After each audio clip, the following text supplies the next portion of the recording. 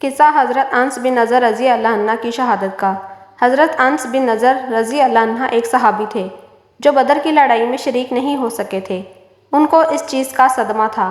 اس پر اپنے نفس کو ملامت کرتے تھے کہ اسلام کی پہلی عظیم و شان لڑائی اور تو اس میں شریک نہ ہو سکا۔ ان کی تمنا تھی کہ کوئی دوسری لڑائی ہو تو حوصلے پورے کروں۔ اتفاق سے احد کی لڑائی پیش آ گئی جس میں یہ بڑی بہادری اور دلیری سے شریک ہوئے۔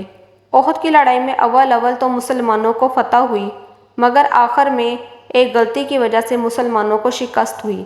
وہ غلطی تھی کہ حضور اکرم صلی اللہ علیہ وسلم نے کچھ آدمیوں کو ایک خاص جگہ مقرر فرمایا تھا کہ تم لوگ جب تک میں نہ کہوں اس جگہ سے نہ ہٹنا، کہ وہاں سے دشمن کے حملہ کرنے کا اندیشہ تھا۔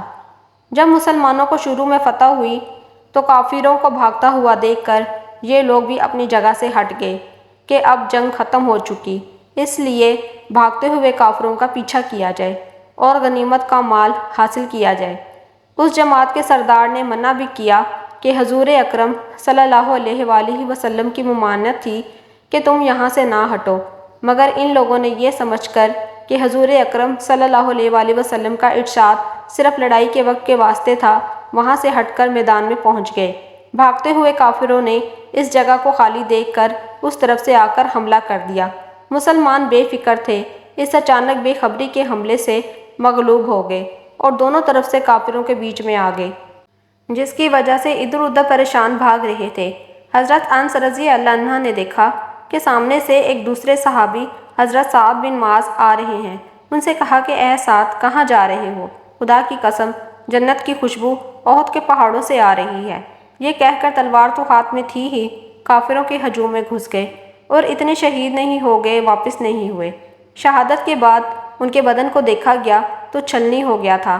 80 سے زیادہ زخم تیر اور تلوار کے بدن پر تھے۔ ان کی بہن نے انگلیوں کی پوروں سے ان کو پہچانا۔ جو لوگ اخلاص اور سچی طلب کے ساتھ اللہ کے کام میں لگ جاتے ہیں تو ان کو دنیا ہی میں جنت کا مزہ آنے لگتا ہے۔